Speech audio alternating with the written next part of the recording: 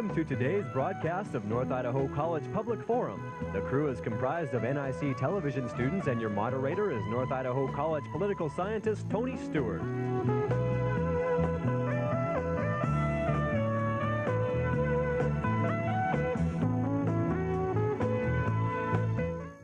To welcome to the program Lisa Anderson, a friend of mine that I've known for some years. And Lisa is what we would describe certainly as a human rights activist, and she does many very fine things, not only in this community but throughout the Northwest. She is a Native American. Her tribe has been a landless tribe. Her father, because of that, was a migrant farm worker, and she has a very, very deep commitment and also understanding of the needs of people in this country. Lisa, welcome to our program. We're very happy to have you here.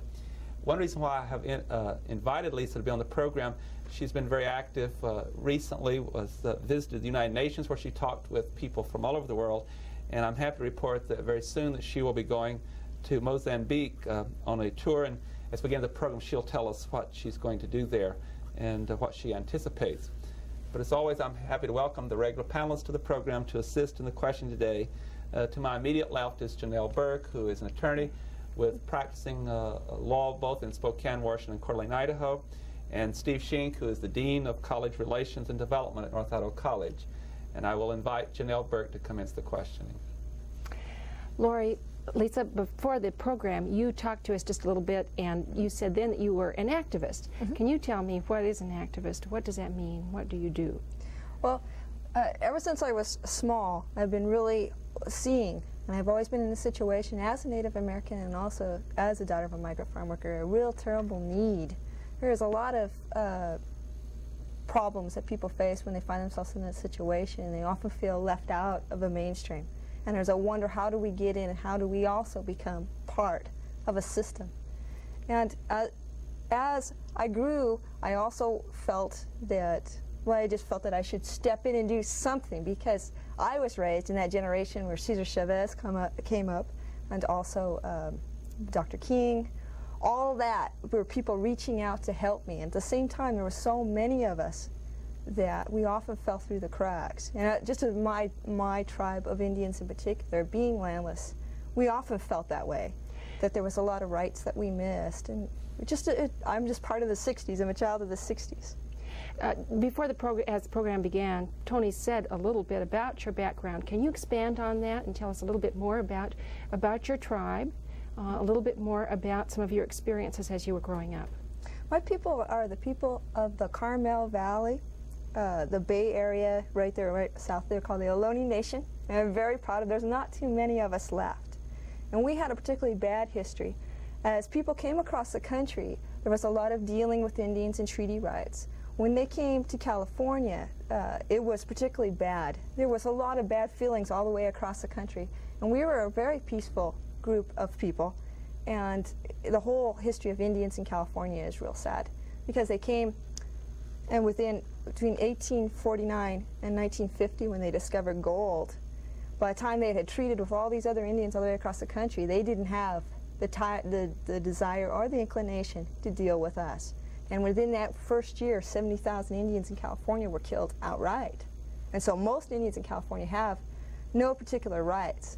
And I was raised under this, and I was also raised under the real shadow of the Ohlone Nation in particular, well, a lot of Indians in California. But my father, for instance, would constantly, when I was a small child, say that he was Hispanic because he could slip off into the back stream. He could not be noticed.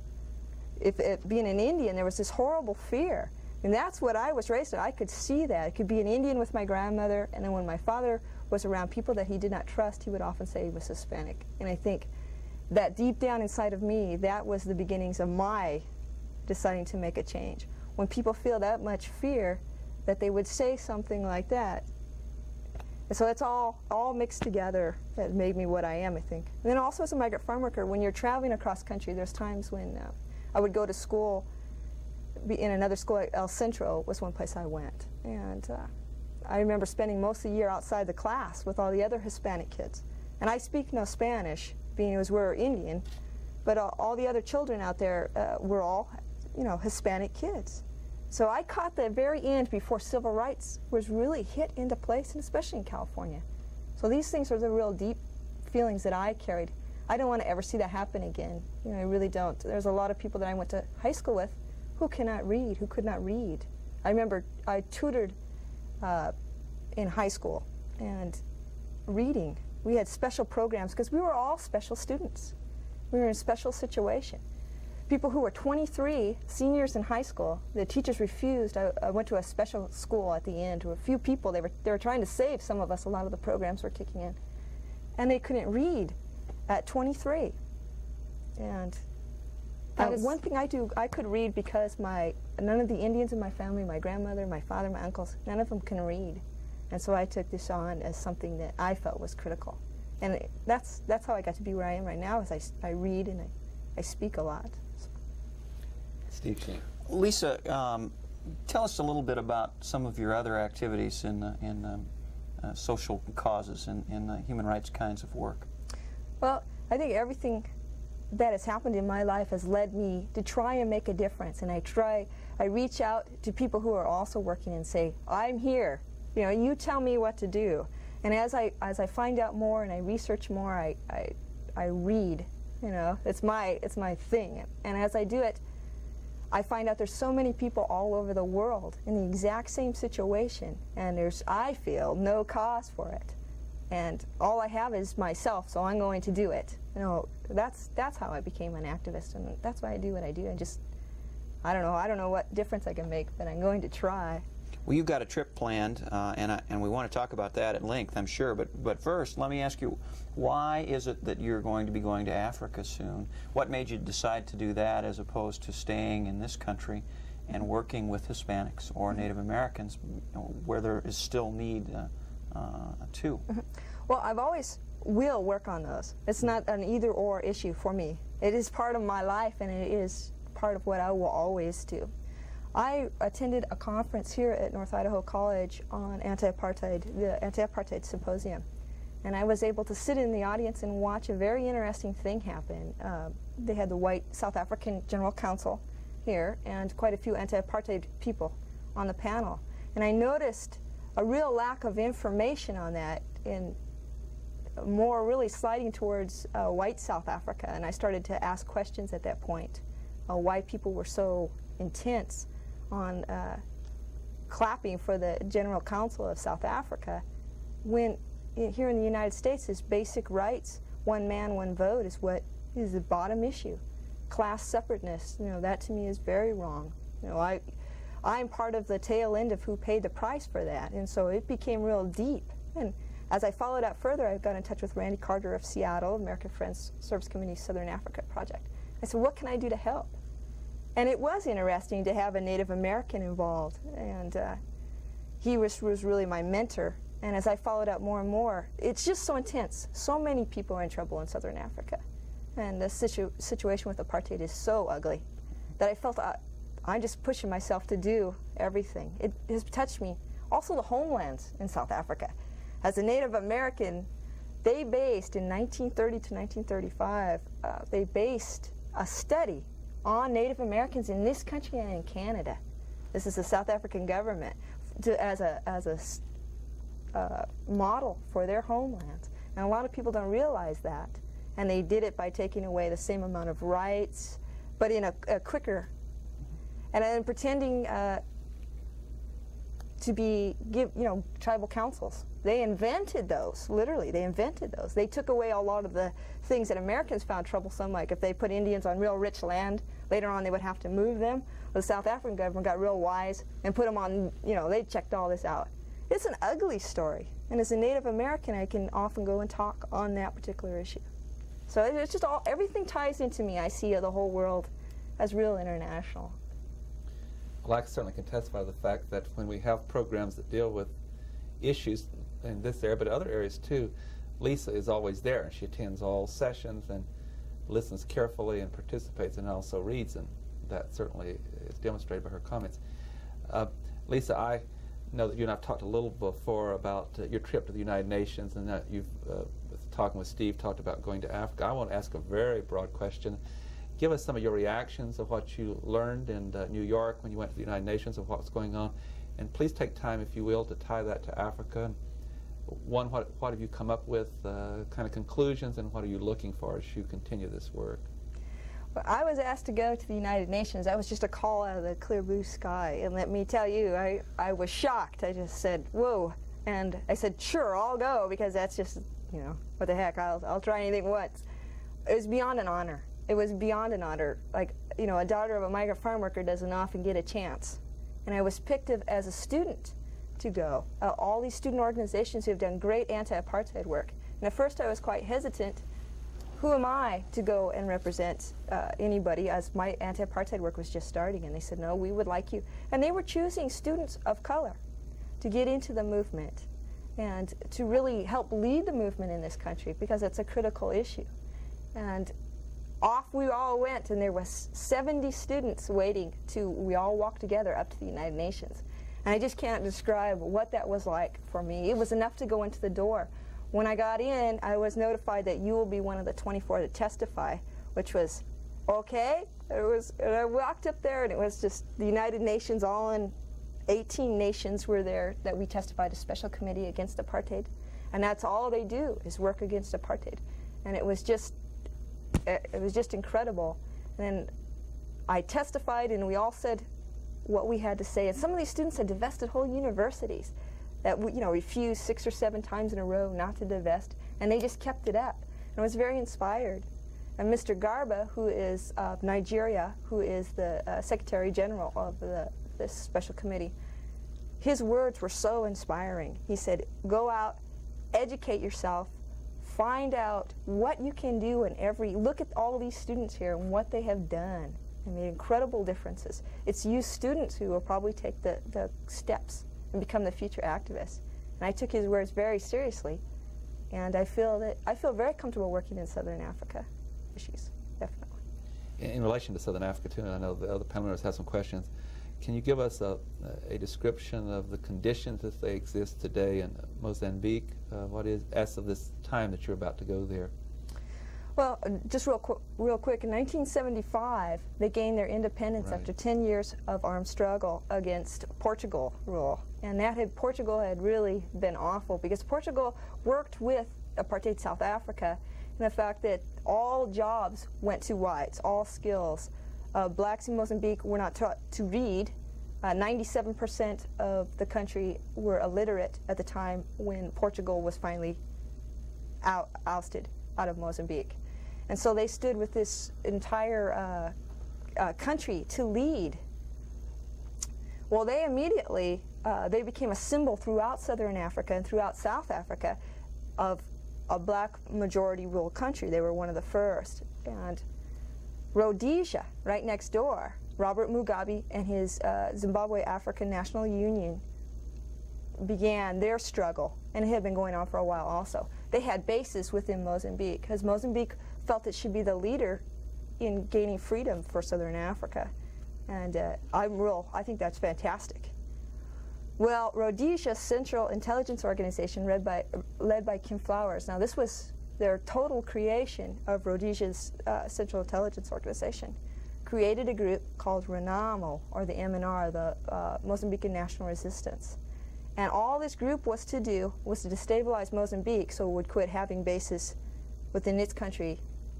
But Mozambique stood by its guns, and it just really kept, really allowed ZANU to operate from its bases in Mozambique. And so this continued on, and RENAMO, which was just a creation, these were not people who had a particular philosophy. They were totally worked for Rhodesia, and they would attack Mozambique. Well, in 1980, when Robert Mugabe came to power after winning and having a popular landslide victory, and Rhodesia became Zimbabwe, Robert Mugabe gave RENAMO 72 hours to get out. Where did they go? They went straight to South Africa, and there was Pretoria waiting right for them. Pretoria says, come on in, trained them for 1 year, supplied them completely, sent them back against Mozambique. And it's really sad, because when you hear on the news about Mozambique, you hear about a civil war. These people have no support within Mozambique itself. And that to me is the worst thing of all. They go in, they terrorize people. Their favorite practices, Amnesty International, it's all real documented. They cut off the noses of people, the lips and the ears of people to create terror. You know, 3.8 Mozambicans right now face starvation. Already 100,000 have died of hunger. And it's all they're doing is South Africa's work. South Africa cannot allow a black-ruled majority nation to exist because it jeopardizes apartheid, because of people within their own country. Blacks can say that yes, it works. Look at Zimbabwe, look at Mozambique. So it's in their own interest, and they have come out and said that on more than a few occasions, that is the reason why they do it. It's real tragic. There's no other reason than to continue apartheid. It's directly linked to apartheid, which makes it even more offensive. Yes. Janelle Burke. I'd like to follow up a little bit on Tony's question and ask you now, when you get to South Africa, when you get to Mozambique, what are you going to be doing? Will you be working with an organization? Do you have particular tasks that you're going to be doing there? Or will you wait until you get there to find out what exactly you're going to be helping with? Well, because it's such a dangerous country to travel in, I'll be probably going with, I will be going with a group, and it's the Greater Council of Churches in Seattle. And they're on a fact-finding tour, and that's exactly what I'll be doing. I'll be with them. And what we do is we just go along, and I have never done this before, but we go along, from what I understand, and go to all these places and talk to people and try and gather as many facts as we can in order to come back here and say that we saw it and that we were there, and we would like to give our own impressions. So you actually are on a fact-finding mission. Yes. You will not be working there so much as you will be the eyes and ears for a group in this country who will later be working on behalf of people there. Well, yeah, an absolutely critical thing is that in this country right now, RENAMO, which has been known as a terrorist organization and has been condemned by the United Nations, even by the United States. The United States administration says they will not support RENAMO, which is real shocking, because now RENAMO is in this country sponsored by the Heritage Foundation, which is an extremely right-wing group, and Jesse Helms. And they're all over this country trying to say that we are freedom fighters and trying to give them the kind of support that the Contras get in this country. And we cannot allow that because their terrorist activities have just been outrageous. And not only that, but in Mozambique, they're leaning towards the West. They're non-aligned right now. Chissano just met with, President Chissano of Mozambique just met with Ronald Reagan on October 5th.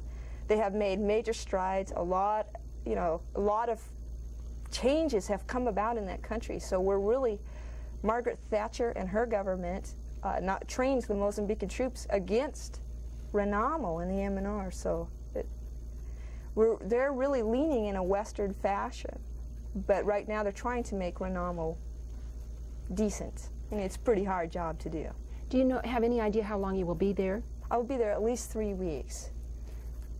And because of the war, it's very hard for me to stay there for a very long length of time. And it's painful enough, too. There's so many people there. Bob Geldof recently returned from a trip, and he said it was even worse than what he sees in Ethiopia because they attack the food. RENAMO attacks the food.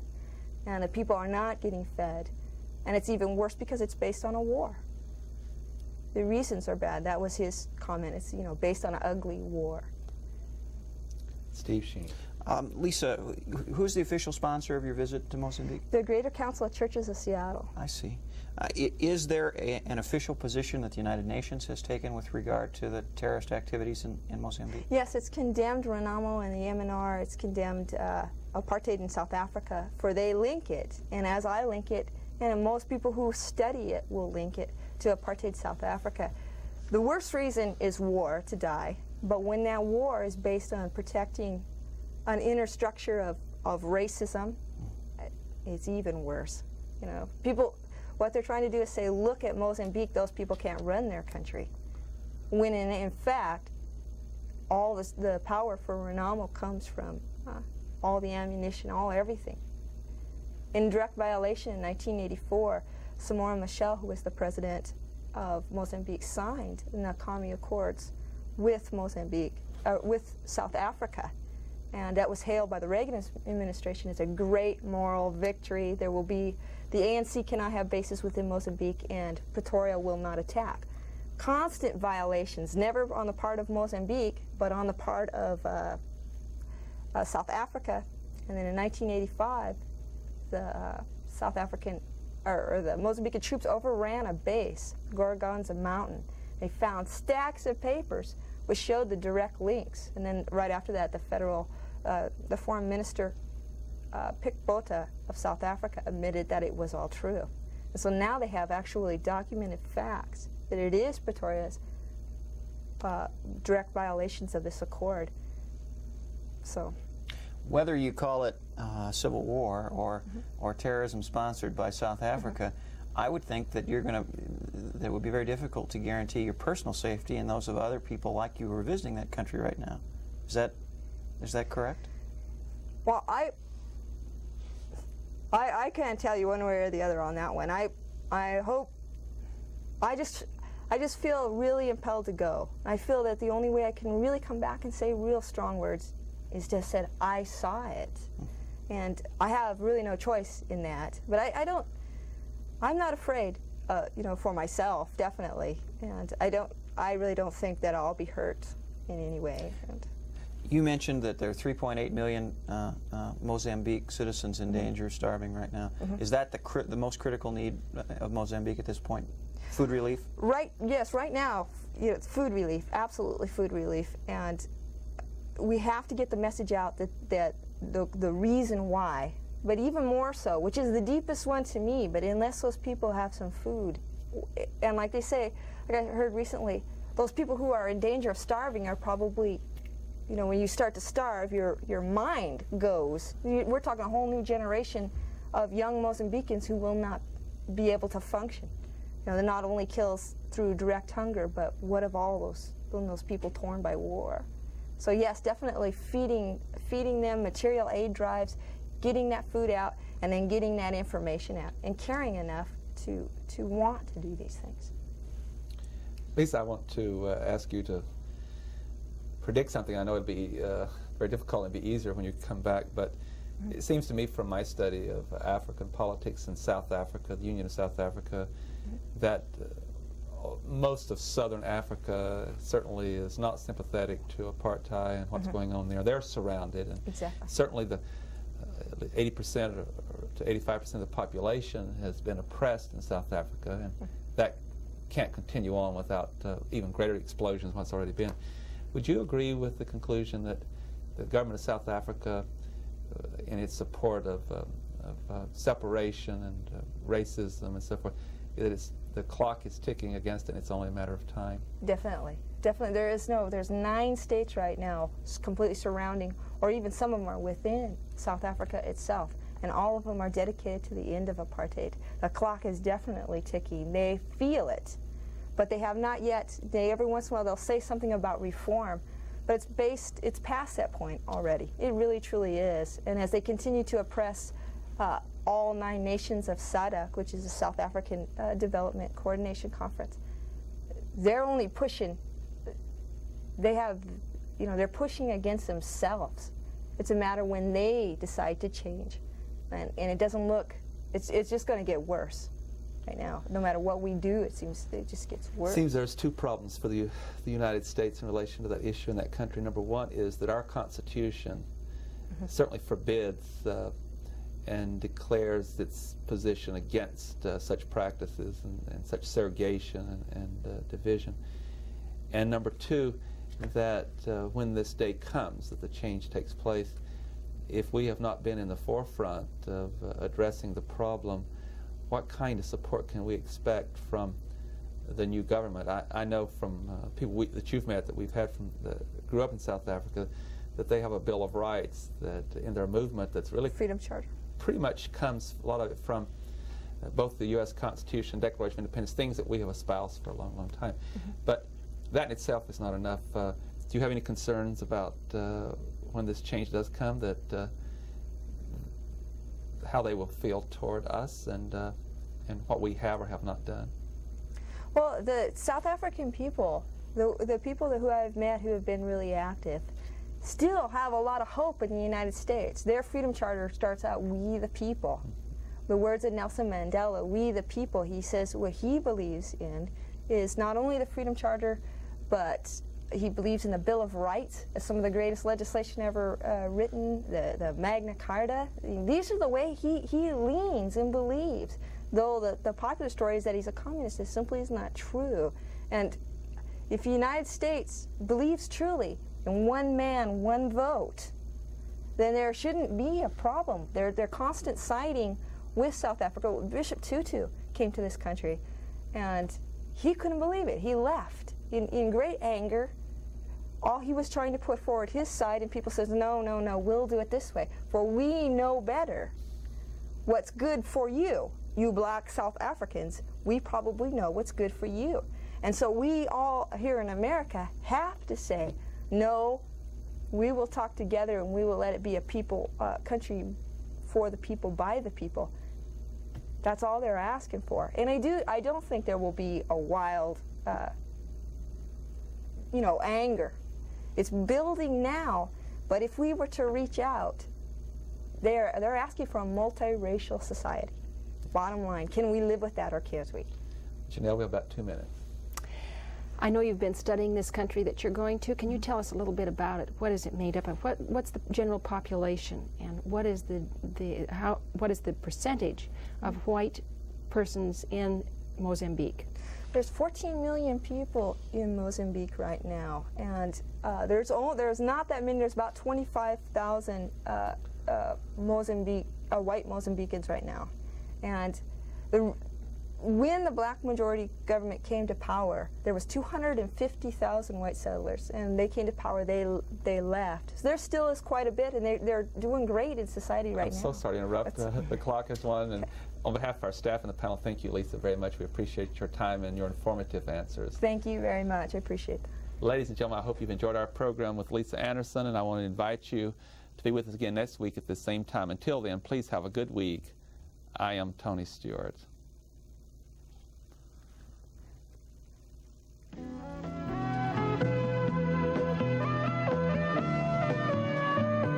North Idaho College Public Forum can be seen at the same time each week over this station. This production was videotaped earlier by an NIC student crew for viewing at this more appropriate time.